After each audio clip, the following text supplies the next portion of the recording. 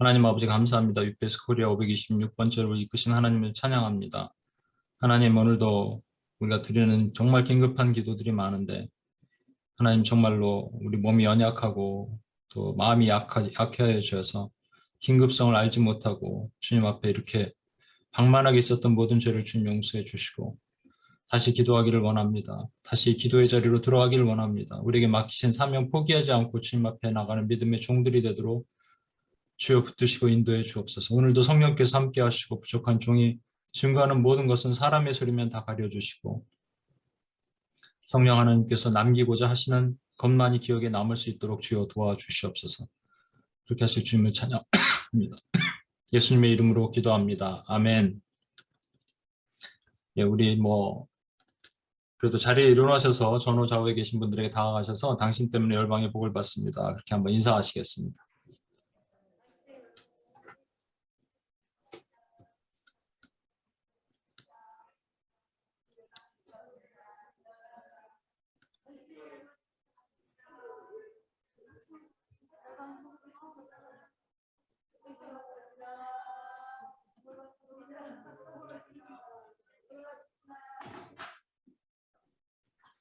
예, 제가 오늘 죄송하게 됐습니다. 저 평생 UPS를 한 이래로 처음으로 아파도 저는 기어서라도 가고 기침을 하든 각혈을 하든 제가 어떻게든 갔는데 한 번도 아파서 못 간 적은 없는데 지금은 이제 상황인지라 제가 어제부터 기침이 나기 시작했고요. 목이 아프기 시작해서 코로나 그 신속 검사를 했는데 거기는 이상이 음성으로 나오긴 했는데 계속 좀 낫지를 않아서 제가 감기 걸릴 이유가 별로 없는데 이렇게 어떻게 좀 접촉이 있는 사람들이 좀 있었는데 그래서 그런 건지 뭔지 정확하게 모르겠습니다. 그래서 오늘은 제가 어쩔 수 없이 처음으로 제가 정말로 UPS 14년 넘게 처음입니다. 이렇게 몸이 이 공간에 있는데 같은 지역에 있는데 제가 못 간 건 처음인 것 같아요. 그래서 참 안타깝습니다. 근데 아무튼 저를 위해서 좀 기도해 주시고요. 몸살 이런 게 여러 가지가 있는 것 같아요. 제가 좀 하는 게 좀 많아서 그럴 수도 있습니다. 이런 것들 하고 낮밤이 바뀌고 하다 보니까 제가 체력에 이제 한계가 오는구나라는 생각이 좀 느꼈습니다. 근데 운동도 좀 하고 해야 되는데 몸이 막 약해지니까 만사가 힘들더라고요. 제가 이제 기도가 필요하고 여러분 함께 기도해 주셨으면 좋겠습니다. 오늘은 저는 다시 살아난 짐승이라는 주제로 여러분과 말씀을 나눌 텐데 지난 엊그저께죠. 이제 그 뉴욕의 워치맨들과 미팅을 하면서 그렇게 물어봤습니다. UPS를 왜 오냐 물어봤습니다. 와서 뭘 얻어가고 있느냐라는 얘기죠. 그리고 이제 그게 각자의 비전 아니겠습니까? 이제 비전은 두 가지가 있는데 공동체적 비전이 있습니다. 저와 여러분이 한 공동체에 들어와 있으면 공동체적 비전을 가지고 있어야 됩니다. 그게 같아야지 같은 공동체입니다. 이게 다르면 다른 공동체입니다. 여러분이 섬기는 교회가 집 근처에 가까이 있다거나 아니면 여러분의 필요를 충족해 준다거나 애들 갔더니 유치부가 좋아서 이런 거 아니면 목사님 설교가 좋아서 이렇게 가는 게 아닙니다. 여러분이 섬기는 공동체는 반드시 여러분에게 허락하신 비전과 같아야지 가는 겁니다. 문제는 비전이 뭔지 모르니까 문제가 아니겠습니까? 그래서 제가 비전을 찾아라 계속 얘기하는 거죠. 비전은 찾고자 노력하는 사람에게는 하나님이 알려주시는데 비전이 뭔지 모르고 그냥 평생을 살다가 죽을 수가 있어요. 얼마나 슬픈 일입니까? UPS 죄송합니다. UPS에는 비전이 있습니다. 그게 뭐냐면 무너진 성벽을 수보한다라는 건데요. 그냥 수보하는 게 아니라 성 위에 올라가서 파수꾼처럼 이렇게 보고 적들이 어떻게 오는지를 보고 그리고 무너진 성벽을 수보하는데 다 수보하기 전에 하나님이 진노하셔서 멸하시려고 왔을 때 막아서서 모세처럼 아브라함처럼 바울처럼 막아서서 생명책에서 내 이름을 지어 주십시오. 아니면은 그 성에 50명, 45명, 40명 이렇게 쭉 30명, 20명, 10명 이렇게 있어도 멸하시겠습니까? 하나님께 막아서는 아브라함처럼 또는 고립과 친척을 위해서 내가 저주를 받을지라고 말하는 바울처럼 그 외에 많은 다니엘, 느헤미야 수많은 사람처럼 자신의 죄, 열조의 죄를 고백하는 그런 믿음의 손주와 같이 우리가 하나님 앞에 막아서는 일, 이게 전부 우리 주님이 하시는 일입니다. 예수님께서 이 땅에서 하셨던 일이고 교회에서 주신 사명이고, 좀 더 구체적으로 말한다면 이것이 이제 중보 기도의 사명이겠죠. 그걸 UPS에서 저에게 이제 처음에 제가 UPS를 세울 때 저도 몰랐지만 그게 그 뜻인지 몰랐고, 시간이 지나다 보니까 그것을 알고 지금까지 이렇게 오고 있습니다. 그럼 여러분도 이 공동체 안에서 같은 비전이 있어야 됩니다. 같은 비전이 있는지 한번 점검하겠습니다. 얼마 전에 아프가니스탄이 이슬람화 다시 탈레반에 넘어갔습니다. 그때 여러분이 괜찮으셨습니까? 혹시? 아니면은 막 충격을 받고 너무 마음이 힘드셨습니까? 만약에 여러분이 괜찮으셨다면 여러분은 어쩌면 UPS와 같은 공동체의 비전을 안 갖고 계실지도 모릅니다. 그런 분은 죄송합니다만 그냥 나가셔도 됩니다. 여기 안 계셔도 됩니다. 뭘 얻으려고 오시는 건 아니겠잖아요. 그죠? 비전 따라가는 거예요. 어디서 강의의 내용이 좋아서 필기 열심히 해서 우리 교회 써먹으려고 하는 옛날에 그런 사람들도 있었거든요. UPS에. 그런 거 아니잖아요. 그리고 여기는 괴롭게 힘들게 막 이렇게 소리 질러서 기도해야 되잖아요. 그 얼마나 힘듭니까? 그 힘든 게 여러분에게 부대끼면은 여기가 비전이 아닌 거예요. 근데 만약에 여러분 아프가니스탄에 그 충격적인 일 아니겠습니까? 사람들이 막 비행기에 매달렸다가 툭툭툭 떨어지는 그 모습이 단순하게 그 모습이 아니라 이 거시적인 측면에서 장차 앞으로의 교회가 당할 일들, 그리고 하나님 나라가 임하는 데 있어서 그 어둠의 세력들과의 싸움에서 이렇게 해야 된다는 것을 보여주는 어떤 마음으로, 잘은 모르겠지만 마음이 아프고 힘들고 그랬다면 혹시 여러분 삶에, 그럼 여러분 이곳에 계신 것이 맞습니다. 오늘 제가 이걸 준비하는지 어떻게 알고, 오늘 기도하기 전에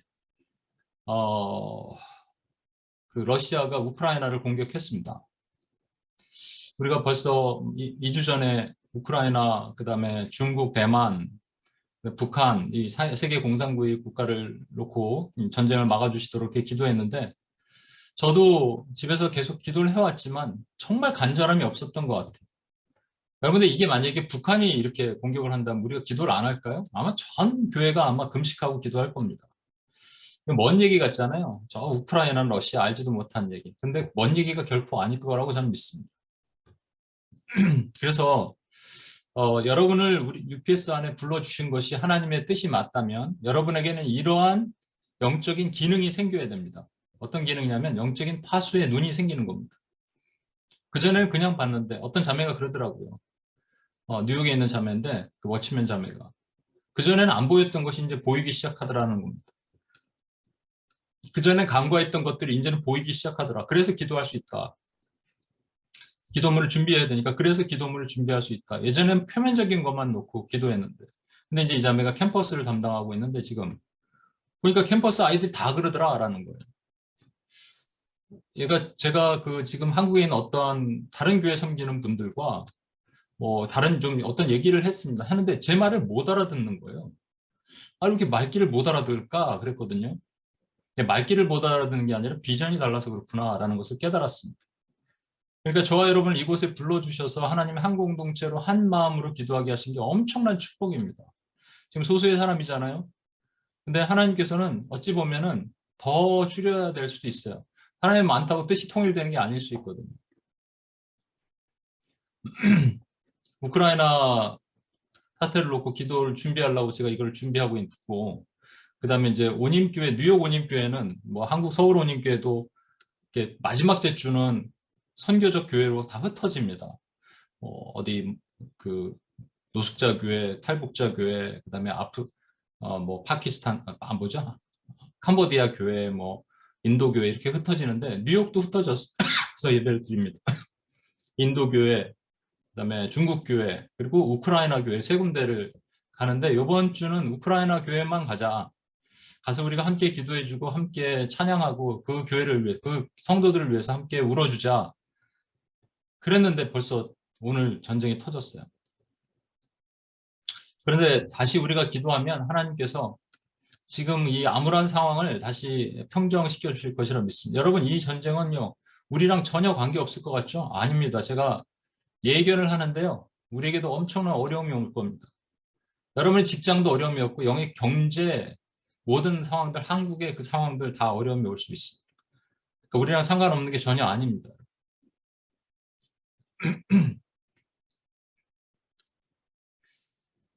뭐 우크라이나가 어디 있는지 그전에 몰랐다가 이제는 막 사람들이 알게 됐죠. 어디 붙어 있는지부터 폴란드 정도는 아는데 우크라이나는 어딘지 몰랐고 벨라루스는 또 어디고 이런 거 모르다가 이제 조금씩 보게 됐습니다. 여기 보면 돈바스라는 지역은 이미 그 우크라이나 반군에 이렇게 속해 있는 지역이고요. 그 키예브라는 곳이 수도인데 여기에 이제 포격을 가한 거니까 여기 보면 강이 이렇게 있죠. 강 중심으로 왼쪽에는 서방의 친서방적인 곳이고 이제 오른쪽에는 약간 친러시아 경향이 있는 곳인데 이미 이렇게 노란색으로 된 데는 넘어간 데라고 얘기합니다. 이때 왜 그 우크라이나 대통령이요 그렇게 강력하게 도움을 청했거든요. 우크라이나가 이렇게 된 것은 이제 나토에 가입을 하려고 하다 보니까 이제 러시아가 들고 일어난 건데 왜 가만히 있었느냐? 여러분 여기 이제 미국 같은 경우는 나토에 가입된 나라입니다. 북대서양 조약기구죠. 나토는요 옛날에 냉전 시대에 존재했던 곳이고요. 사실 필요가 없는 거죠. 이제는 더 이상 냉전이 종식됐기 때문에.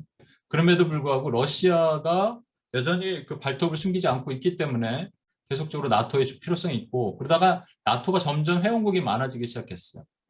EU랑 접목이 되면서. 그래서 이제 나토 회원국이 많아지니까 러시아가 긴장을 하면서 우크라이나까지 나토에 가입하면 동진이 계속 일어나잖아요.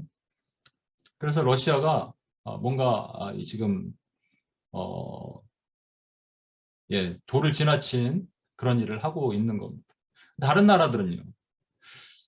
영국은 브렉시트를 했습니다. 더 이상 EU국이 아닙니다. 근데 미국이 있기 전에는 영국이 사실 세상의 경찰 국가였죠. 미국이 경찰 국가 역할을 해야 되는데 지금 안 하고 있잖아요. 자국의 이익 때문에 못 하고 있는 거죠.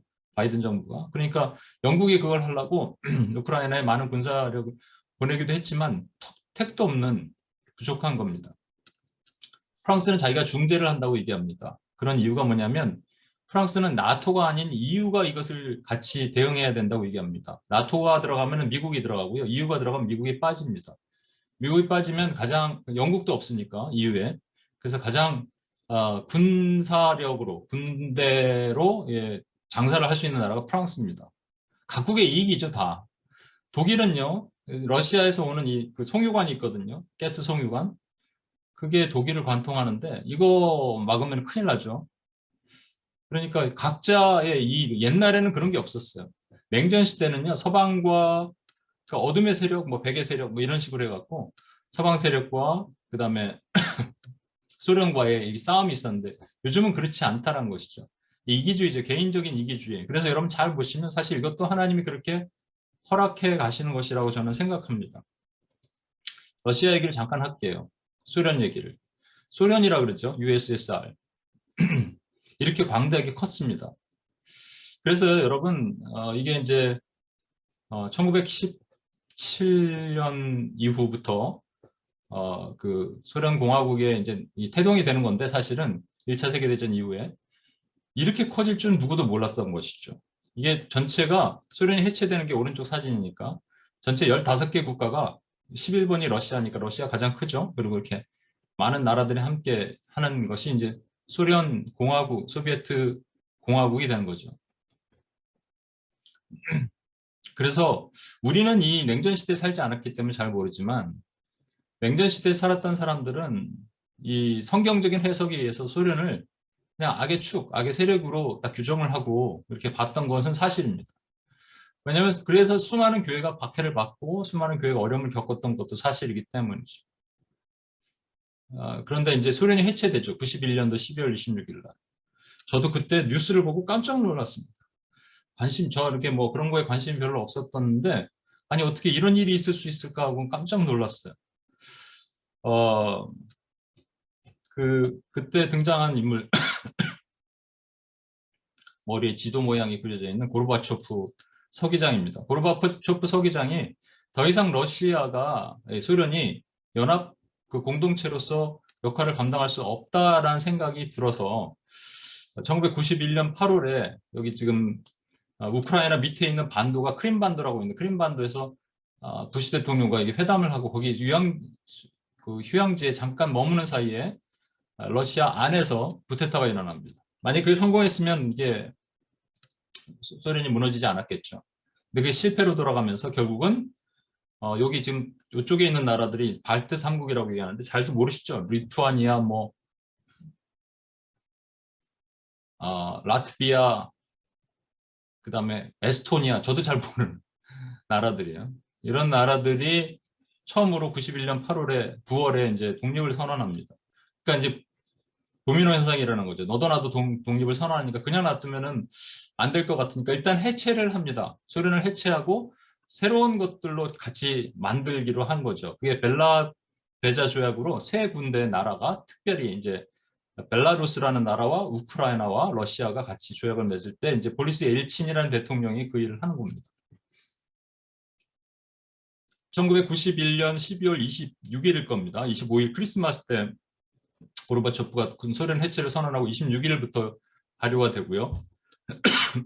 그 다음에 USSR은 없어지고 CIS, 그러니까 독립연합국가라는 것이 생기게 되죠. 이 모든 과정에 하나님께서 하시는 거예요. 여러분, 하나님이 하지 않으시는 아무것도 있을 수가 없습니다. 이 거대한 세력이 철의 장막이라 그랬죠. 중국을 주계장막이라 그러고. 이 철의 장막이 이렇게 무너질 줄 누가 알았습니까? 저도 충격을 받았다니까요. 1991년이면요. 제가 직장 생활을 할 때인데 뭐 난리가 나 사람들이 뛰어다니고 직장 안에서 막 난리가 났어요. 이게 무슨 일이냐 도대체. 그 회사의 그 미팅룸에 보면 이제 TV가 있잖아요. 거기다 다 TV를 보고 난리를 쳤습니다. 와, 이런 일이 있구나. 어떻게 이렇게 될 수 있을까? 어떻게 소련이 한순간에 붕괴될 수 있을까라는 거였죠.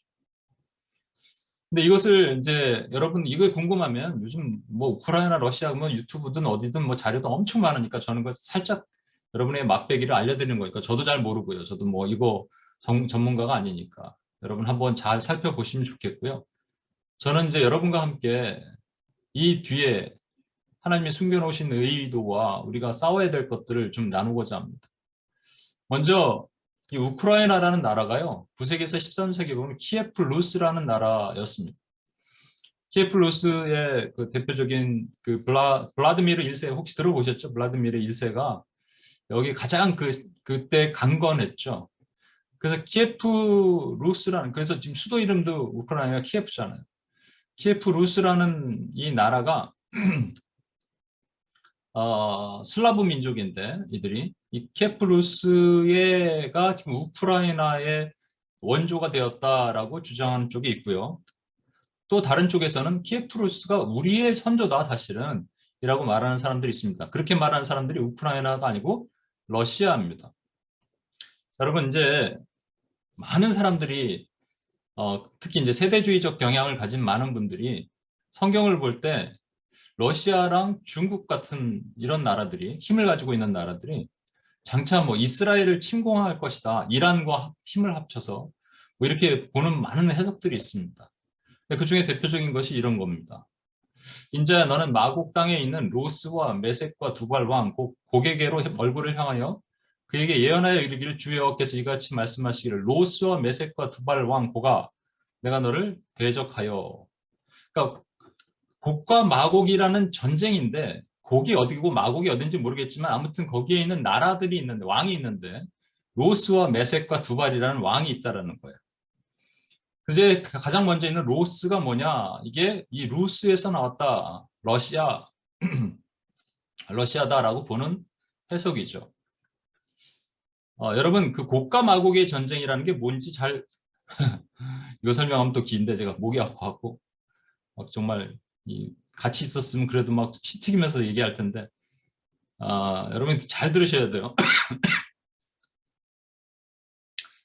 천년왕국이라는 개념은 혹시 들어보셨죠? 우리 UPS에서 제가 종말론적 기도할 때 많이 얘기하니까 천년왕국은 영적인 기간으로 천년왕국을 예수님께서 부활하시고 교회를 태동시키시고 다시 오실 그 기간을 천년왕국이라고 얘기를 합니다. 10 곱하기 10 곱하기 10, 10의 3승, 3은 하나님의 숫자죠. 10은 완전한 숫자. 그것이 지금 2000년이 된 겁니다. 문자적으로는. 그리고 영적인 숫자로는 3년 반이라고 얘기합니다. 제자들과 함께 계셨던, 물리적으로 함께 계셨던 3년 반과 이제 영적으로 모든 교회와 함께 계시는 3년 반. 그 3년 반 동안 주님이 뭘 하시냐? 하나님께서 이 땅을 다스리신다 그랬어요. 우리도 같이 다스리는 거예요. 왕 노릇한다 그랬습니다. 저와 여러분이 그래서 왕 노릇이면 왕이 아닌데 왕 역할 하는 게 아니고요. 왕이에요, 왕. 주님이 왕이시기 때문에 왕권을 우리에게 주셔서 교회가 왕 역할을 한다라는 말입니다. 그래서 왕은 뭐 하느냐? 원수를 무찌르는 거죠. 전쟁하는 거죠. 그래서 그 어둠의 세력들과 싸울 수 있는 교회가 왕 역할을 해야 된다. 그 기간이 얼마냐?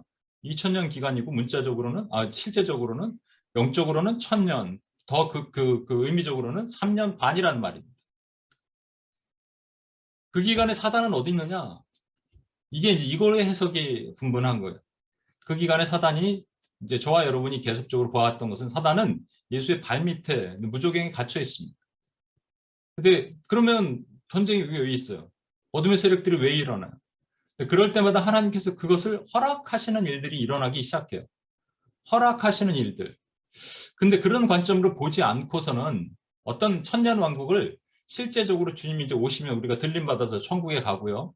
이 땅에 내려오셔서 주님이 천년 동안 실제 피지컬리 이 땅에 대통령이 되셔서 저 유대인들과 함께 통치하시는 기간 천년으로 본다면 그거는 저와 여러분과 아무런 상관이 없는 겁니다. 그죠? 왜냐면 우리는 이미 천국 갈 거니까. 그렇죠?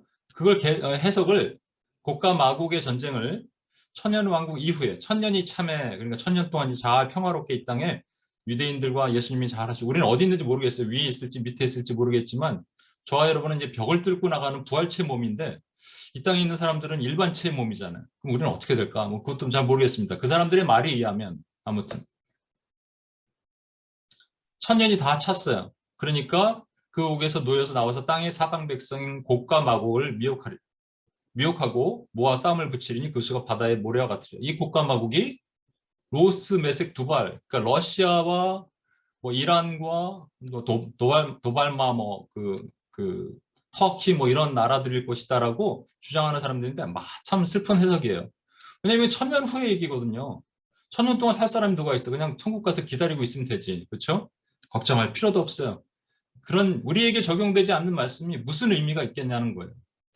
이건 그런 얘기가 아닙니다, 여러분. 천년이 참에 사단이 그 여기서 놓여 나와서는요. 하나님께서 나중에 보여드리겠습니다만 우리 주님은 전에도 계셨고 지금도 계시고 다시 오실 그러니까 앞으로도 계실 분이에요. 그렇죠? 전에도 계시고 지금도 계시고 앞으로 계십니다. 근데 계시록 17장에 보면 그 사단의 존재, 짐승의 존재에 대해서 이렇게 얘기합니다. 전에 있었는데 지금 없어요. 그리고 앞으로 일어날 자. 지금 왜 없습니까? 주님이 통치하시기 때문에 통치 밑에 있기 때문에 지금 없다라고 표현하는 거예요. 근데 앞으로 나타난 것은 딱 한 번 나타난다는 개념이 아니고요. 그때그때마다 하나님께서 허락하셔서 어둠의 세력들이 죽은 것 같은데 다시 부활하는 그 세력들도 부활합니다. 그 세력들도 다시 일어나는 일들이 일어난다라는 거예요. 어렵죠 오늘? 제가 이걸 준비하면서 이거 지금 우크라이나 이 사태를 놓고 기도하면 하나님께서 이걸 막아주시겠지 했는데 오늘 전쟁이 일어나서 너무 마음이 슬퍼요 제가 사실은. 마귀는요 뭐 하는 놈이냐? 너희는 너희 아비 마귀에서 났으니 너희 아비의 욕심대로 너희도 행하고자 하느니라. 그는 처음부터 살인한 자요. 진리가 그 속에 없으므로 진리에 서지 못하고 거짓을 말할 때마다 제 것으로 말하나니 그가 거짓 말장이요 거짓의 아비가 되었습니다.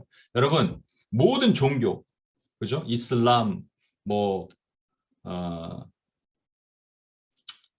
뭐죠? 힌두교, 불교 이런 것들 정령 그 외의 모든 것들 마귀가 뒤에서 주장하는 모든 것들은요 되게 폭력적이고요. 그리고 거짓말을 잘하는 미혹입니다. 가짜죠. 비진리죠. 그래서 요한복음 8장 44절에 있는 말씀으로 주님은 두 짐승을 설명하시는데 그 계시록 13장에 나오는 얘기예요. 계시록 13장 7절에 보면 이런 짐승이 하나 나와요. 바다에서 올라오는 짐승. 그래서 이게 빨간색이다. 뭐 바다에서 올라오고 뿔이 10개다. 그래서 뭐 누구는 뭐다 하는데 그런 개념이 아니라는 걸 여러분 아셔야 돼요. 이건 뭐다. 이거는 러시아다. 이거는 뭐다. 이렇게 딱 얘기하는 순간 여러분 한번 의심해 보시고요. 가능하면 거기서 빨리 나오셔야 됩니다.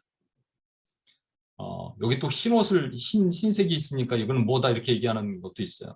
하여튼 정체를 알지 못하는 바다에서 올라오는 짐승이 있는데 권세를 받아 성도와 싸워 이기고 힘이 세다는 얘기죠. 그리고 성도들을 핍박하고 박해합니다. 또 다른 짐승은 땅에서 올라오는데 땅에서 올라오는 이 짐승은 이적을 행해요. 왼쪽에 있는 짐승의 힘을 받아서 이적을 행하고 땅에 거하는 자들을 미혹해서 땅에 거하는 자들에게 이르기를 칼에 상하였다 살아난 짐승을 위해 우상을 만들라. 왼쪽의 짐승이요. 거, 어, 칼에 상하여서 죽었다가 살아났다는 얘기입니다. 여러분 아까 제가 말씀드렸죠. 예수님은 전에도 계시고 지금도 계시고 장차 계시지만 짐승은 어떻게 했다고요? 전에 있고 지금 없고 죽었어요 지금. 근데 장차 다시 일어납니다. 그때그때마다 일어나게 하시는 거예요. 칼에 죽었다 다시 살아납니다. 신기하죠? 이 짐승 왼쪽을 뭐라고 얘기하느냐? 이것을 박해라고 얘기하고 오른쪽을 위혹이라고 얘기합니다. 유혹과 핍박이 몰려와도 주 섬기는 내 맘 빼지 못해 이거예요. 전 2000년 역사 가운데 교회는 이 박해와 미혹 가운데 고통스러워했습니다. 그런데 교회가 진 게 아니에요. 어린 양이 이기시었기 때문에 반드시 교회는 지금까지 승리하고 무너지지 않고 살았습니다. 또 다른 말씀에도 마찬가지 계시록 12장 13절을 보시면 용이 사단이죠. 자기가 땅으로 내쫓긴 것을 보고 하늘에서 땅으로 떨어졌어요. 남자가 낳은 여자 교회입니다. 교회를 박해한대요. 미혹은 계시록 12장 15절 이어지는 말씀이에요. 여자 뒤에서 교회 뒤에서 뱀이 귀신 마귀가 용이 입으로 물을 강같이 토해 입으로 토하는 물은 비진리의 물이죠. 미혹이죠. 여자를 물에 떠내려가게 하고 그러니까 2000년 전 역사 가운데 교회를 박해하기 위해서 원수가 이 일을 행하는 게 그게 원수의 목적이에요.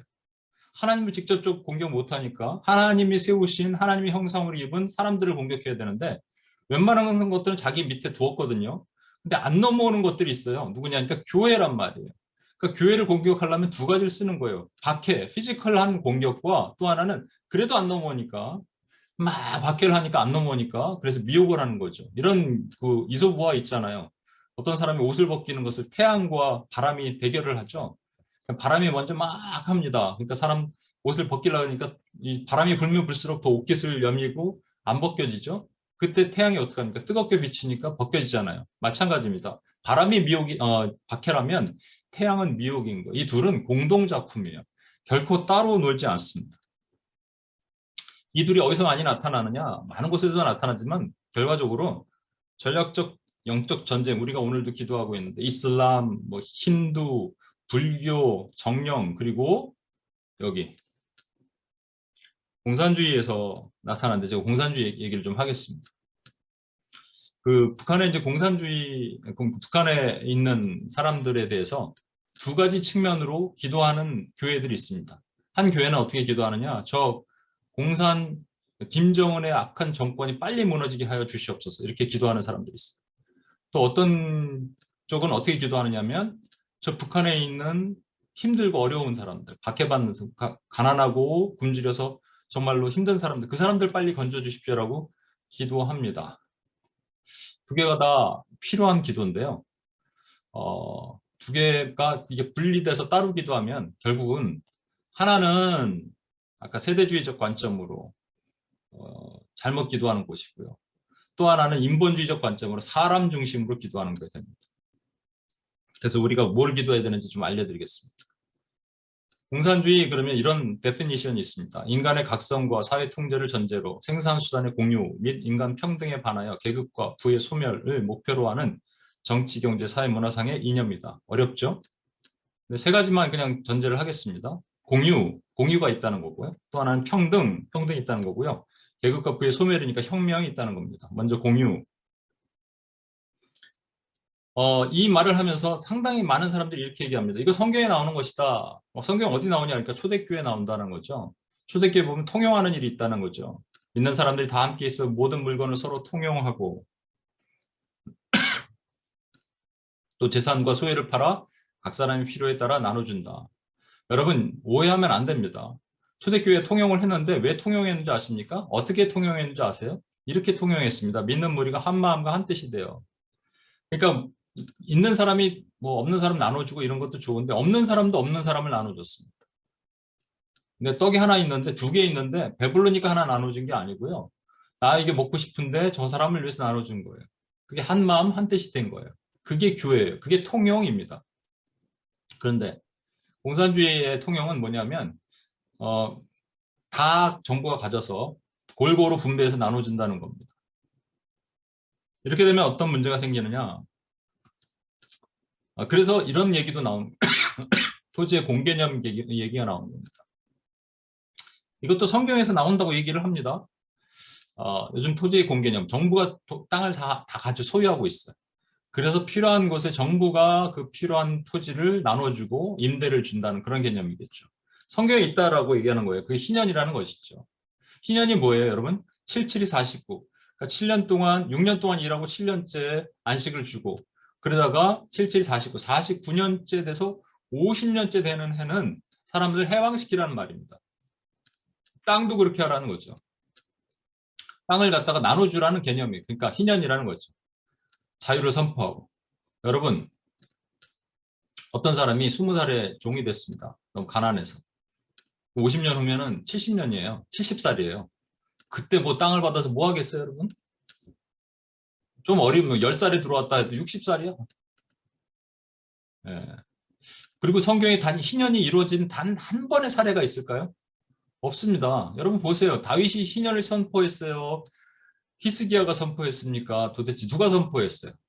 희년을 선포한 왕은 하나도 존재하지 않습니다. 그럼 이건 아이디어란 케이스인가요? 이 공산주의 개념 말하는 사람들은 이걸 참 갖다 쓰기를 좋아하거든요. 그래서 그 교회 안에 인본주의자들이 이걸 많이 갖다 쓰고 있습니다. 근데 그게 아니에요. 여러분, 제가 이제 이런 건 오늘은 이제 공산주의 얘기하지만 전체주의와 공산주의 같이 갑니다. 하나님께서 아담이 범죄하니까 아담에게 형벌을 주시면서 네가 종신토록 수고의 땅의 소산을 먹을 것이다 하셨을 때 인간은 그 하나님의 명령을 거부하죠. 그래서 종신토록 수고하지 않고 소산을 먹을 수 있는 방법을 연구합니다. 그게 두 가지예요. 하나는 뺏어 먹는 거, 강도짓, 또 하나는 빌어 먹는 거, 거지짓. 뺏어 먹는 게 히틀러의 전체주의 같은 거. 그렇죠? 식민주의, 전체주의 이런 것들이 뺏어 먹는 거라면 그냥 있어도 다 나눠줄 테니까 너 일하지 마라고 얘기하는 것들, 이게 공산주의입니다. 그러니까 히틀러의 이 전체주의나 스탈린의 공산주의나 비슷한 시기에 나타났죠. 이게 전부 사단의 작품이에요, 여러분. 그럼 이 희년은 뭐냐면요. 이런 개념이 아니고 이거 딱 한 번 성경에 있었어요. 언제 있었냐면 49일째까지 있다가 50일째 하나님께서 자유를 선포해 주신 겁니다. 그게 오순절이에요. 오순절 성경 강림을 통해서 우리 안에 인간이 묶였던 모든 족쇄가 풀어지는 사건, 그 역사적인 사건을 말씀하시는 거예요. 이건 지금 땅 뭐 이렇게 돌려주라고 뭐 그런 게 아니란 말이에요. 그럼 그런 사람이 한 명이라도 있었어야지. 그 귀한 다윗, 요시야, 뭐 대단한 요시야, 히스기야, 여호사밧 단 한 명도 그런 일을 안 했단 말이에요. 근데 마귀는 그렇게 얘기하죠. 왜? 공유하라. 공산주의 두 번째는 평등을 얘기합니다. 평등. 그래서 어떻게 얘기하냐면 이런 사진 보면 마음이 답답하죠. 이게 아마 왼쪽 사진이 필리핀일 거예요. 저쪽에는 막 이렇게 잘 사는 아파트들이 있고 이쪽에 가난한 부촌이 있고 인도네시아인가? 제가 어디서 사진을 갖고 왔는데 오른쪽이 필리핀인가? 아무튼 여기도 마찬가지예요. 왼쪽에는 앞쪽에는 좋은 아파트들이 있고 여기는 가난한 부촌이 무슨 영화 같은 데 보면 이런 거 나오죠. 그걸 어떻게 해야 될까요, 여러분? 평등하게 만드는 게 하나님의 뜻이니까 하나님 평등하기를 원한다는 거죠. 여러분 이게 이제 세계관에 보면 우리가 어떤 세계관을 가지고 있는가가 전제, 가정이에요, 사실은.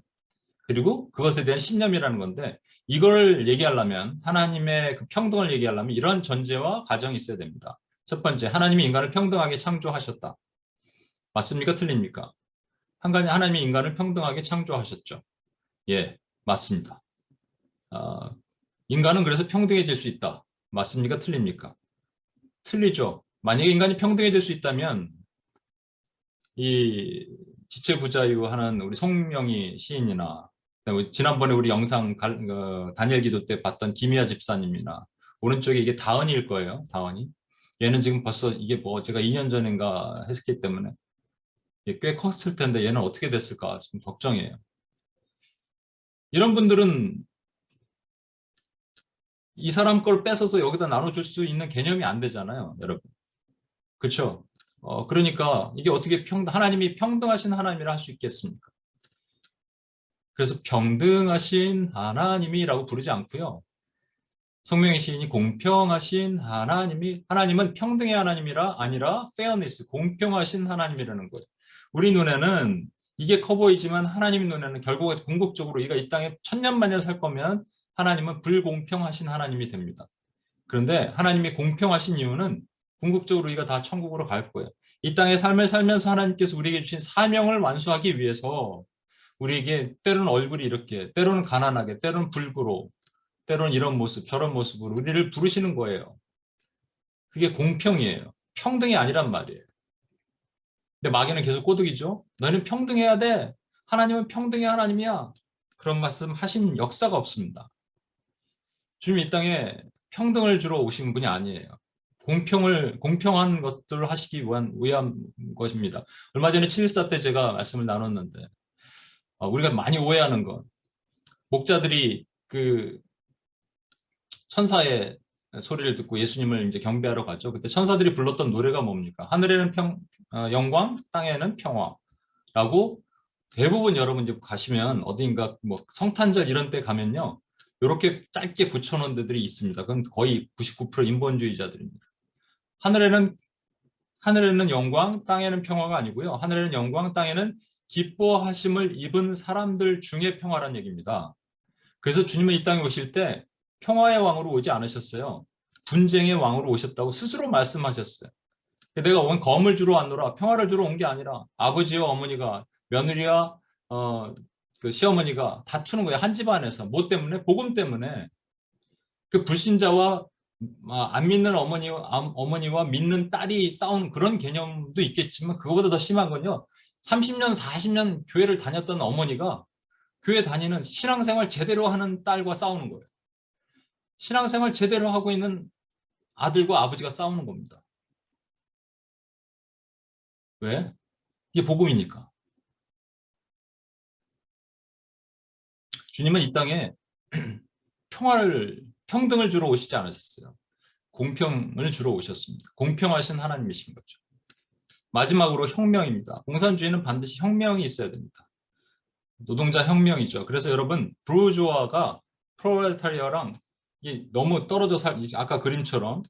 그래서 어떻게 해야 되냐면 프롤레타리아가 혁명을 일으켜서 부르주아의 계급을 다 동일한 계급으로 만들어 버려야 됩니다. 그래서 프롤레타리아 노동혁명이죠. 이렇게 되면 정말 잘 살 수 있을까요? 제가 이제 뉴욕에서 어떤 자매한테 이거 물어본 적이 있었는데 내가 부르주아라고 생각하는 사람 손들어라 하니까 한 자매가 손들더라고요. 내가 프롤레타리아라고 생각하는 사람 손들어 보라니까 이제 움찔움찔 했은 것 같아요. 대부분 프롤레타리아죠. 가난하다고 생각하는 거죠. 부르주아가 누가 있겠어요. 근데 그 기준이 어디냐고요. 여러분 기준을 만들 수 있겠습니까? 내가 물어봤어요. 부르주아라는 자매한테. 뭐 때문에 자기를 부르주아라고 생각하냐고. 저는 이렇게 아쉬운 게 별로 없다. 아 그러면 부르주아예요? 아쉬운 게 별로 없으면? 그건 중산층 정도, 뭐 중산층에도 중 밑에 아니에요 정도? 부르주아는 뭐 어느 정도 돼야 됩니까? 그래서 이제 만든 거죠. 2%, 상위 2%, 상위 3%. 그 기준이 어디 있어요? 누가 정하는 거예요, 그거는? 그래서 이렇게 놔두면 괜찮아질까요? 프롤레타리아가 부르주아가 되면은 괜찮아질까요? 세상에 진짜 평화가 올까요? 여러분, 동물농장이라는 조지 오웰의 소설이 있죠. 제가 어렸을 때 이걸 보면서 그때는 그 뜻을 몰랐어요. 이게 뭔 내용이야? 그냥 되게 이렇게 마음이 안 좋게 봤어요. 왜냐하면 어떤 농장에 그 인간이 주인인데 동물들이 이렇게 반란을 일으켜서 주인을 쫓아내고 그들이 농장을 차지합니다. 근데 거기 보면 돼지가 이제 대장이 돼요. 돼지가 대장이 되고는 처음에 살짝 좋았어요. 평화가 오는 줄 알았어요. 곡식도 골고루 나눠주는 줄 알았어요. 근데 조금 지나다 보니까 돼지가 이제 개들을 거느리기 시작하면서 사냥개들, 말 안 듣는 동물은 사냥개들이 물어 죽입니다. 이게 동물농장의 진실이에요. 제가 아까 말씀드렸죠. 다시 살아난 짐승에 대한 것. 계시록 13장 3절 4절에 보면 그의 머리가 하나가 상하에 죽게 된 것 같더니 그러니까 짐승이요. 예전에 있었는데 현재 자꾸 죽어요. 자꾸. 죽는 거는 왜냐하면 하나님의 권위 앞에 밑에 다 발에 깔려 죽는 거예요. 여러분. 무적행에 갇힌다는 표현도 쓰고 죽었던 것 같다라고 얘기를 하고 죽게 됐던 상처가 나아요. 근데 문제는. 아까 13장에 보면은 바다에서 올라오는 머리 7 있는 짐승 있죠? 그거예요. 그거. 다시 나와서 사람들이 놀라죠. 그리고 그 용이 그 짐승에게 권세를 주니까 짐승이 그, 그 권세를 갖고 싸웁니다. 누가 능히 이와 더불어 싸우리요? 라고 얘기합니다. 엄청난 파워가 있다라는 얘기죠. 근데 중요한 것은 죽었다가 살아났다는 얘기예요. 그 다음 말씀 볼까요? 계시록 13장 14절. 짐승 앞에서 받은 바 이적을 행함으로 이제 이게 이적을 행하기 시작합니다. 땅에 거하는 자들 미혹하여 아까 땅에서 올라오는 하얀 짐승 있죠? 미혹해요. 근데 땅에 거하는 자들에게 이르기를 칼에 상하였다가 살아난 짐승을 위해 우상을 만들라. 뭔가 우상을 만들어요. 거기다 절을 하라고 이렇게 얘기합니다. 이게 이제 결과적으로 이 땅에서 올라오는 박해를 상징하는 짐승과 아니 죄송합니다. 바다에서 올라오는 박해를 상징하는 짐승과 땅에서 올라오는 미혹을 상징하는 이 짐승, 머리 7가지인 그 빨간색 짐승과 어린 양처럼 생긴 짝퉁 어린 양이 결국은 하나의 모습으로 공동 작품을 형성하는 거예요. 그런데 중요한 게 뭐냐? 죽었었다는 거예요. 근데 다시 살아난다는 얘기입니다. 여기까지 좀 어렵죠? 조금만 더 가겠습니다. 더 어려운 얘기를 하겠습니다. 성경뿐만 아니라 모든 하나님의 역사는 히스토리입니다. 그래서 히즈 스토리라고 얘기했죠. 고대 시대에 보면 3000년에서 BC 3000년에서 AD 500년 정도 헬레니즘이 이제 그 가장 강력하게 있는 것이 이제 고대 시대라고 얘기를 합니다. 미들 에이지 중세는요. 500년에서 1500인데 이게 암흑기예요. 왜냐하면 이때 교회가 너무나 비리를 많이 저지르고 면죄부를 발급하고 교회가 성경을 라틴어로 번역해서 읽지 못하게 하고 이런 일들을 행했죠.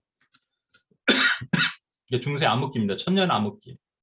그러다가 근세에 들어오면서 1517년에 우리가 잘 아는 루터가 95개 조항을 어느 대학교죠? 비텐부르크인가? 하여튼 거기에 이제 95개 조항을 딱 매달고 여기 하나하나 반박을 합니다. 교회의 잘못에 대해서. 그래서 종교개혁이 일어나죠. 그러고 나서 그렇게 가면 좋은데 이제 그 르네상스라는 것이 그 전에 한 1300년 정도부터 사실은 르네상스가 쭉 1500까지 태동이 됐는데 이 르네상스의 영향에 의해서 근대에 뭐가 태동하냐면요. 1700에서 1900년 사이에 루미에러스 이게 뭐냐면 인라이트먼트입니다. 계몽주의가 태동합니다. 인간에게 이렇게 얘기하는 겁니다. 야, 왜 교회가 세상의 중심이 되고 왜 하나님이 우리의 중심이 돼? 왜 내가 하나님 뜻을 따라야 되냐? 우리는 우리 뜻을 따를 수 있지 않느냐라고 생각해봐라. 생각하고 판단해라고 말하는 계몽주의를 태동시킵니다. 그때 과학과 철학이 태동을 하죠. 약 200년 사이에 교회는 난도질을 당합니다. 엄청난. 저는 이때 이게 종말이 이때 사는 사람들 이때가 종말이었을 거라고 생각해요. 엄청난 난도질을 당해요.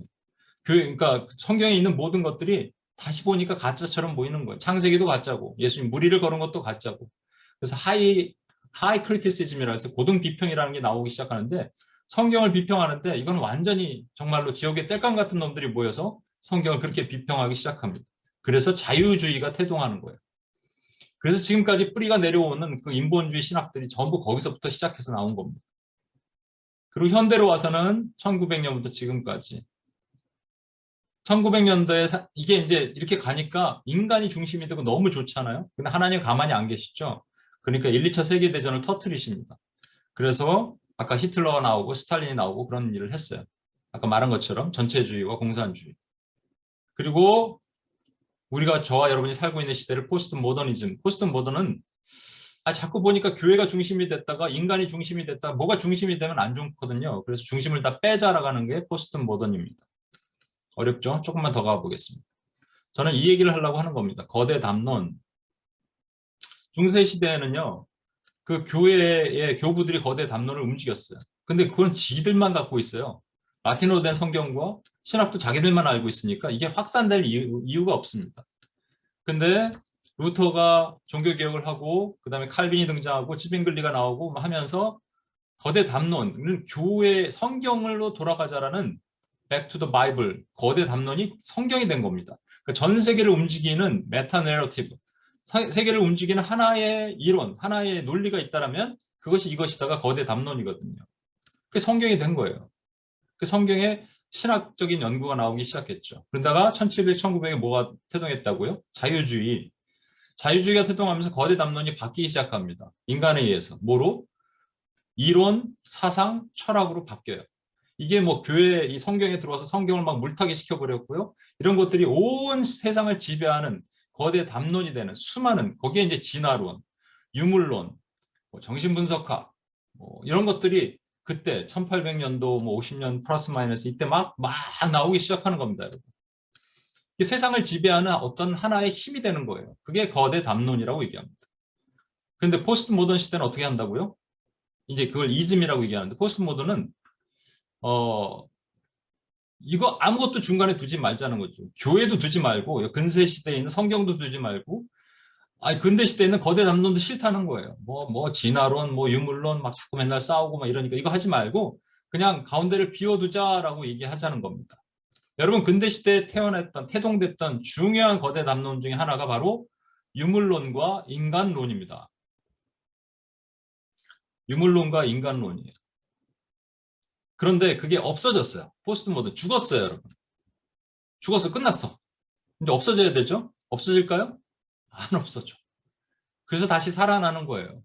짐승이 다시 살아난다는 개념이 그런 겁니다. 죄의 본질과 산물을 보면요, 경제, 정치, 종교는 하나님께서 주신 거예요. 이게 잘못된, 종교는 아니고요. 믿음의 삶이죠. 우리 기독교적인 삶에 보면 믿음의 삶이죠. 경제, 통용하고 서로 나누고, 정치, 압박하지 말고 서로 사랑하고 섬기고, 종교, 믿음의 생활을 하라라고 주셨는데 이것을 인간이 바꿔버렸죠. 경제, 정치, 종교로. 그래서 이게 물질계, 인간계, 신계, 경제는 물질계를 베이스로 하고 있고 정치는 인간계를 베이스하고 있고 인간 중심이에요. 종교는 신들, 하나님이 아니라 신들을 베이스로 하고 있어서 물질계에서 유물론이 나오고 인간계에서 인간론이 나옵니다. 아까 제가 말씀드렸죠. 이 두 개가 거대 담론이라고요. 죽어야 되는 거대 담론입니다. 그리고 유신론, 이거는 신들이 있다라는 거죠. 종교, 수많은 종교. 이게 어떻게 다시 부활하냐 하면요. 어떻게 다시 나타나는지가 중요하겠죠. 이제 죽었어요, 여러분. 이게 더 이상 여러분 옛날 냉전 시대에 무슨 뭐 이런 거 얘기하면은 옛날 고리타분한 얘기 왜 하냐 그러고 옛날에 거대 담론을 좋아하는 분들이 있었어요. 586 세대라 그러죠, 요즘. 그 거대 담론 뭐 머리 띠두르고 나가서 맨날 하던 그 거대 담론을 좋아하던 사람들이 이제 더 이상 그게 담론이 아니거든. 재미가 없죠. 근데 마귀는 가만히 있을까요? 가만히 안 있죠. 그러니까 융합을 합니다. Integration of sin, 죄의 융합을 하는 거예요. 어떻게? 인간론과 유물론, 유신론과 인간론. 그럼 유신론이라는 건 신이 있다는 거고 인간론은 신이 없다는 거거든요. 이 둘이 어떻게 교합을 해요? 말도 안 되죠. 유신론의 대표적인 것이 이제 뭐 인도에 보면 뭐 3억 개 신이 있잖아요. 근데 인간론은 철학이잖아요. 그 철학과 힌두교의 종교가 어떻게 혼합이 되겠어요? 물과 기름이 섞일 수 있겠어요? 섞일 수 있다니까요, 여러분. 어떻게 섞이냐면 이런 걸로 섞입니다. 뉴에이지. 지금 그렇게 되고 있어요. 예. 그러면 인간론과 유물론은요. 인간 중심이 물질이 중심이 아니라 인간이 중심이 돼야 된다고. 아니다. 인간은 결국은 물질에 의해서 움직여서 따라오게 돼 있다가 어떻게 융합이 되겠냐고. 근데 융합이 될 수 있겠죠. 어떻게요? 이게 이제 공산주의. 그런데 이제 공산주의는 사실은 이게 뭐 힘이 없고 이제 죽었잖아요, 사실은. 그러니까 유신론과 인간론과 유물론. 이 세 가지를 공산주의는요, 신이 없다 그럽니다. 종교는 아편이라고 얘기했어요. 그러니까 이게 세 가지는 절대로 섞일 수가 없어요. 섞으면 되겠죠? 섞어서 나타나는 게 뭐냐면 공산주의에서 신을 섬기면 되잖아요. 그죠? 공산주의에서 신을 섬기면 됩니다. 그게 뭐냐니까 스탈린주의와 같은 겁니다. 스탈린이 신이 됐습니다. 근데 이거는 뭐 스탈린도 다 죽었고 이미 공산주의는 1991년에 소련도 붕괴되고 다 끝나지 않았냐. 안 끝나고 뿌리가 남아서 다시 올라오고 고개를 들고 있죠. 그래서 지금 태동되고 있는 나타나는 것들이 뭐냐면 시진핑주의, 푸틴주의, 맨 끝에 죄송합니다. 김일성주의, 못 바꿨네. 김일성주의 이런 겁니다. 이즘, 이게 거대 담론의 새로운 표현으로 나타나는 것들입니다. 푸틴이요. 이 사람이 참 대단한 사람 같아요. 그래서 저와 오늘 푸틴을 위해서 기도하겠습니다.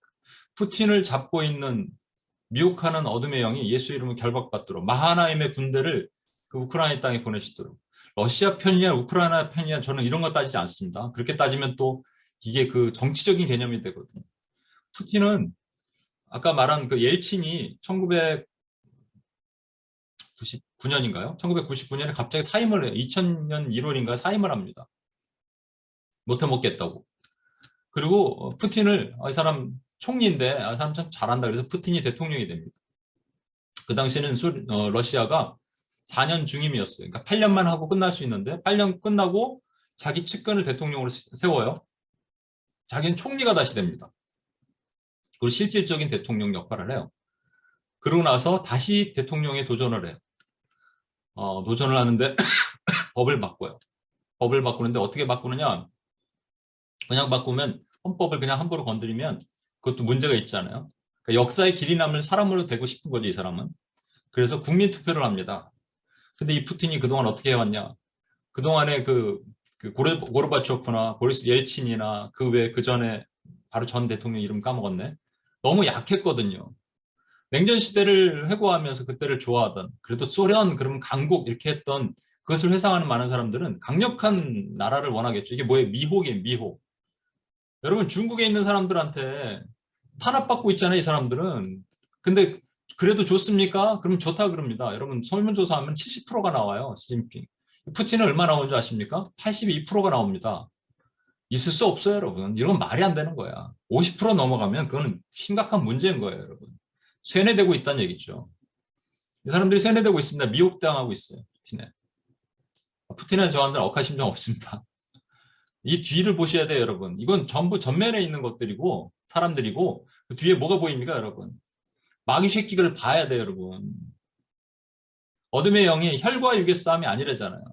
용이 짐승에게 권한을 줘서 하게 하는 거예요, 여러분.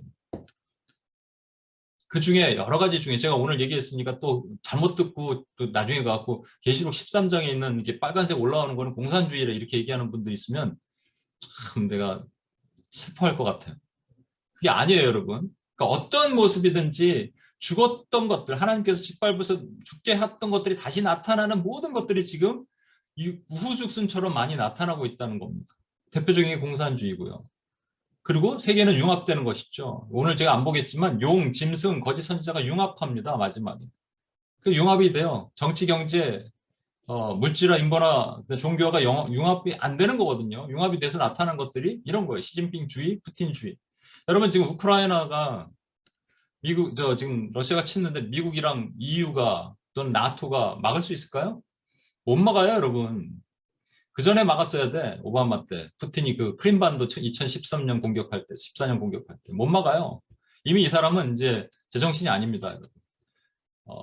원수에 노리개 역할을 하면 제정신을 안 가는 거죠. 그러면 이제 막 휘둘리기 시작하는 거예요. 시진핑은요. 시진핑이 만약에 대만을 공격하면 TSMC인가요? 그 파운드리 그 반도체 공장 그거 먹으려고 많이 치면 미국이 막 전투기 갖고 와서 막을 수 있을까요? 못 막아요, 여러분. 김정은이 어느 날 마음이 울적해갖고 미사일을 그냥 서울에다 한 방 쐈는데 뭐 막을 수 있을까요? 여기는 뭐 반격을 할 수 있을지 모르겠습니다만 그러면 옆에 러시아랑 중국이 있는데 막을 수 있을까요? 못 막아요, 여러분. 그러고 나서 후회한들 소용이 없습니다. 우크라이나 사태가 터지고 나서 후회한들 소용이 없는 거예요, 여러분. 그 전에 막아달라고 기도했어야 돼요. 그 전에 울부짖으면서 기도했어야 됩니다. 아프가니스탄 지금 넘어갔잖아요, 탈레반에. 이미 이제 박해국가 1위가 됐어요. 오랫동안 25년인가 27년 동안 그 북한이 1위를 했는데 1위 뺏겼어, 안타깝게 북한이 아프간한테. 말이 되는 얘기예요, 여러분. 이러고 나서 이러면 끝나는 거예요. 그러니까 제가 서두에도 말씀드리잖아요.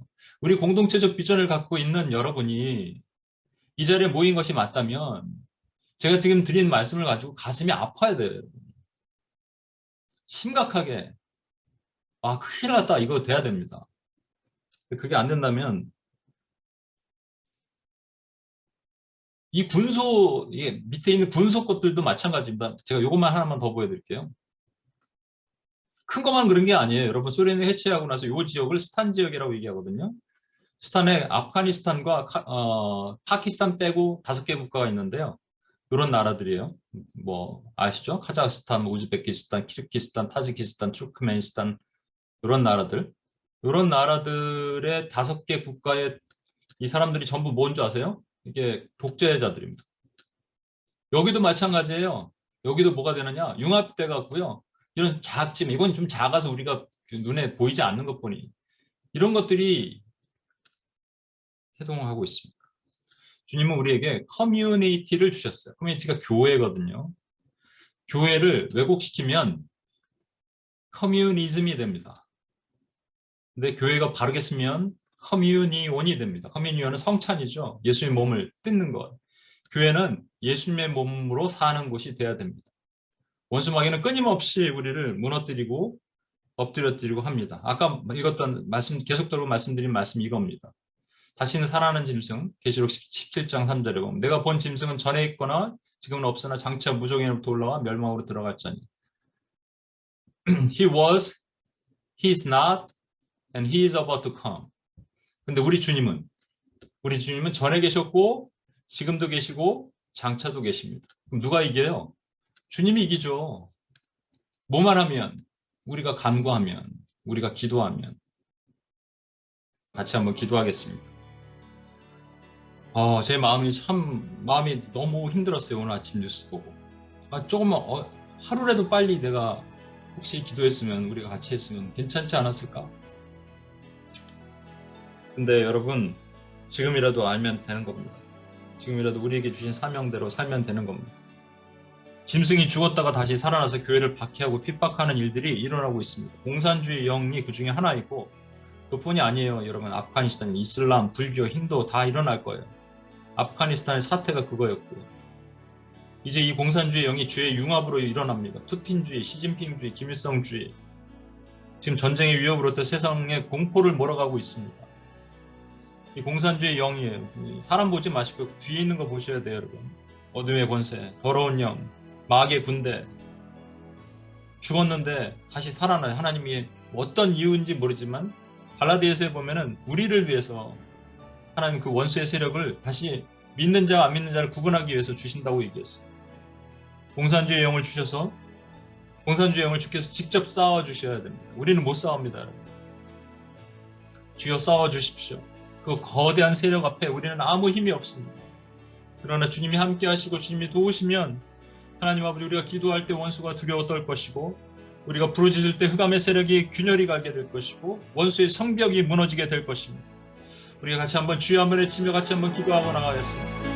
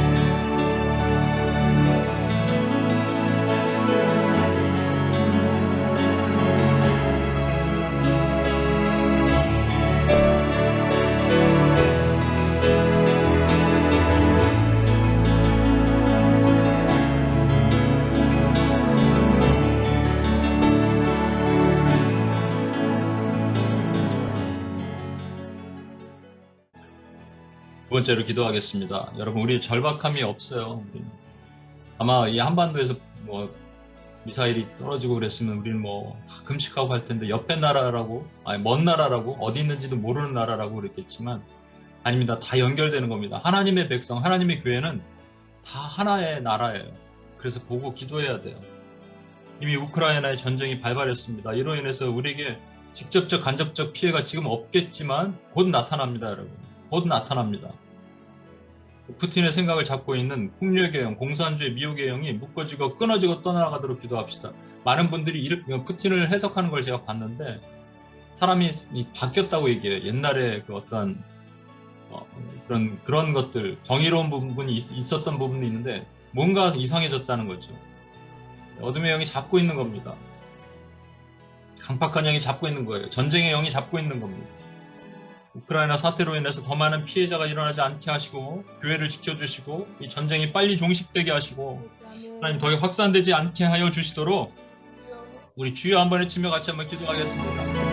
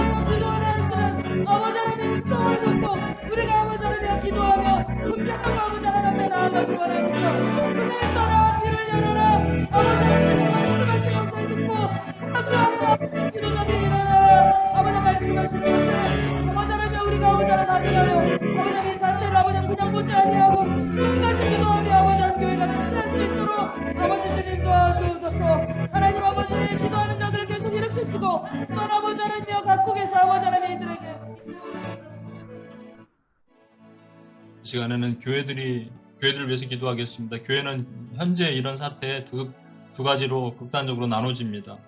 잠자고 있으면서 시급성을 깨닫지 못하는 사람들과 성경을 왜곡하여 해석함으로, 아까 보셨죠? 뭐 이게 러시아고 뭐 곡과 마고의 전쟁이고 로스 뭐 이런 말씀, 세대주의적으로 해석하는 수많은 잘못된 연결을 시도하고 풀이하고 있는 것들이 많이 있습니다. 잠자는 자의 죽은 자들 가운데서 일어나라 하셨습니다. 또한 경의 예언은 사서로이 풀지 말라고 하셨습니다. 풀지 않아야 됩니다, 여러분. 물질화된 교회들이 잠자는 행동과 인본화된 교회들의 무관심, 종교화된 교회들의 왜곡된 해석을 이 불안을 조성해서 그래서 뭘 기도해야 될지 알지도 못하고 그렇게 만드는 모든 어둠의 권세가 물러가게 하시고, 교회가 기도하는 마음을 찢는 목회자부터 시작해서 단과 낭실 사이에서 장로와 집사와 권사와 모든 기도자들이 함께 모여서 마음을 찢고 이 시대를 부르짖으며 주께 기도하는 하나님의 교회들이 일어나게 하여 주시도록 주여 한번 외치며 같이 한번 기도하겠습니다. 아버지 하나님, 아버지 하나님 명하시고 아버지 하나님 일어나라 말씀하시는 것을 듣습니다. 하나님 아버지 지금은 기도해야 할 때라고 아버지 계속 말하지만 아버지 하나님 지금 가고 아버지 하나님 또한 깨지 못하고 아버지 하나님 자고 있는 교회들 아버지 하나님 보십니다.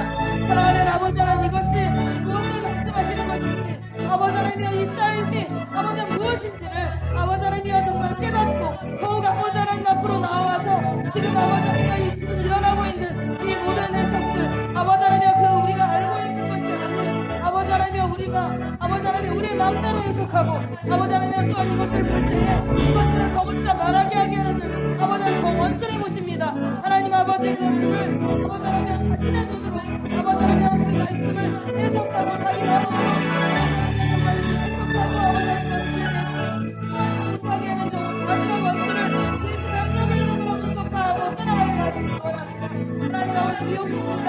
아버지 하나님 미혹되어도 아버지 하나님 그 안에 어지러운 아버지 하나님 그 안에 온전한 진리를 선포하지 못하게 합니다. 사랑하는 아버지 하나님께서 아버지 하나님 원수를 보시는데 아버지 하나님 우리가 기도하기를 원합니다. 아버지 하나님 미혹하는 자고 가증한 원수 거짓의 영 미혹의 영 또 사상의 그 안에 좀 가증한 원수를 이름으로 묶어파하며 아버지 하나님 교회가 분별하고 하나님 뜻 안에서 아버지 하나님 지금 기도해야 될 때만 깨닫고 일어나게 하여 주옵소서.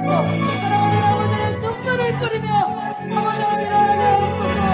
하나님 아버지 주님 앞에 엎드려 아버지 하나님 지금 이 삶을 아버지 하나님 우리가 아버지 하나님 긴급함으로 알고 아버지 하나님 믿음이 아버지 하나님 또한 개인의 우상이 아버지 하나님 그 안에 영혼을 붙들고 아버지 하나님 우상화하고 아버지 하나님 그것으로 자신을 아버지 하나님의 강력으로 잡으려 하는 더 가증한 원수를 교회가 보게 하시고 기도하게 하시고 어떤 한 사람 한 사람도 아버지 하나님 것들을 아버지 하나님 그냥 남하지 않고 아버지 하나님 지금 기도하기를 원합니다. 교회가 그 기도로 일어나길 원합니다. 사랑하는 아버지 하나님 한 마음으로 아버지 하나님 주님께서 말씀하시는 것을 듣고 아버지 하나님 어떤 위치에 있던 그 상관없이 아버지 하나님께서 아버지 제자로 부르신 아버지 하나님 그 교회들이 아버지 하나님 기도하기를 주지 않으며 나는 기도합니다.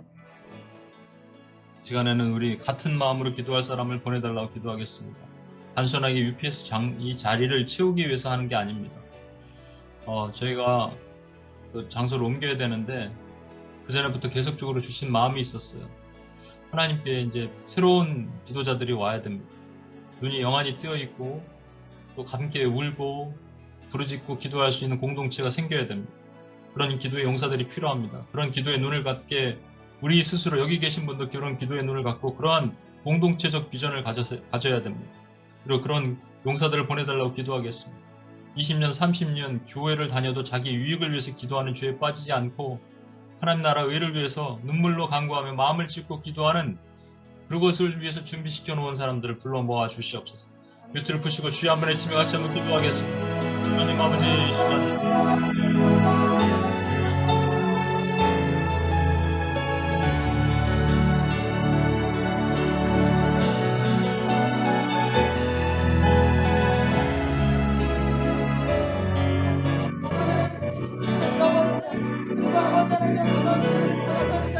아버지 하나님 정말 쭉 하시고 우리가 아버지 그 기도를 밝히셨습니다. 하나님 아버지 이것이 못되다고 생각하고 아버지 하나님 아버지 하나님 강권하여 아버지 하나님 정말 지금이 기도해야 할 때이며 아버지 하나님 한 마음으로 아버지 하나님 이 하나님의 마음 찢어지는 마음 아버지 하나님 정말 지금 때 아버지 하나님 우리가 마음을 아버지 열고 뜨길 원합니다. 왜 아버지 하나님 마음으로 이것을 보고 한번 기도하기 원합니다. 아버지 하나님의 이 기도를 했으며 아버지 그 부르심을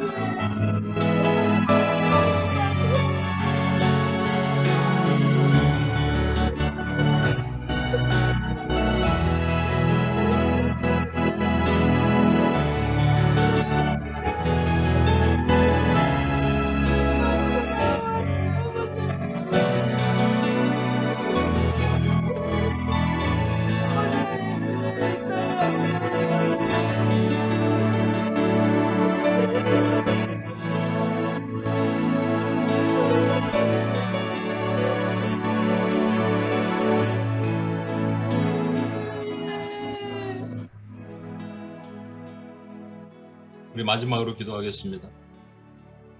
오늘은 좀 일찍 끝나겠습니다. 오늘 원래 지성소 기도인데 제가 현장에 없어서 함께 찬양하고 할 수가 없어서 좀 그렇습니다만 같이 마지막으로 힘을 내서 기도해 주십시오. 이 비전 공동체는 같은 비전을 가진 사람들이 모이는 곳입니다. 여러분, 비전 공동체를 점검하는 거 아까 말씀드렸죠.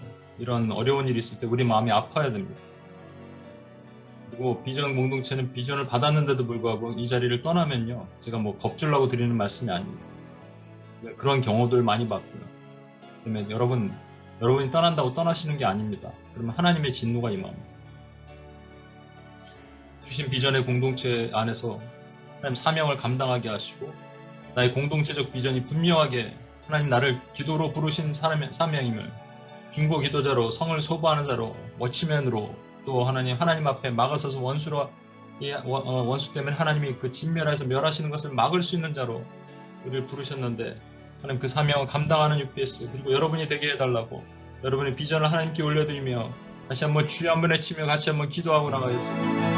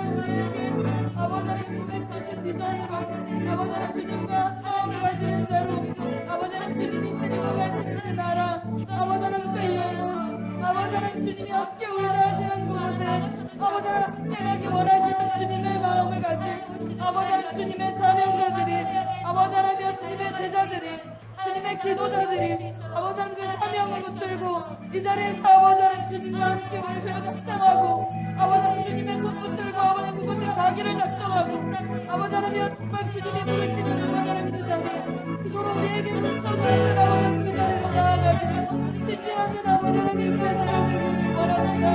하나님 아버지 우리가 아버지 하나님 앞에 가는 사명 아버지 하나님 정말 흔들리지 않고 우리 주님을 바라보며 주님 오실 그날까지 우리가 하늘의 상을 바라며 아버지 하나님 그 길을 쫓아가기를 원합니다. 아버지 하나님 주님께서 세우신 아버지 하나님 이곳을 아버지 하나님 주님께 바라하시는 그날까지 아버지 하나님 주님의 눈물을 뿌리고 아버지 하나님 정말 주님 그 눈물을 아버지 하나님 담아 아버지 하나님 지수의 때까지 아버지 하나님 우리가 끝까지 기도하기를 쉬지 않는 아버지 하나님